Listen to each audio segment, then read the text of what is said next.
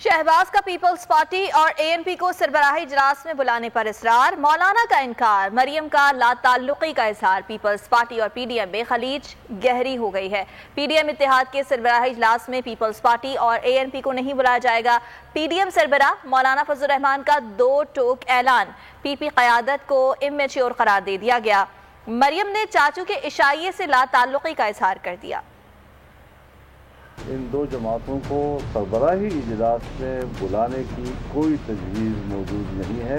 اجلاس ہوگا، تمام سربراہان جو پی ڈی ایم کا حصہ ہیں وہ اس میں بیٹھیں گے اور وہی اس کے بارے میں سوچیں گے اور فیصلہ کریں گے۔ اس طرح ہوائی طور پر فضاؤں میں کوئی فیصلے نہیں ہوا کرتے۔ ابھی تک تو ہم نے ان کو یہی کہا ہے کہ آپ اپنے ان فیصلوں پہ نظر ثانی کریں۔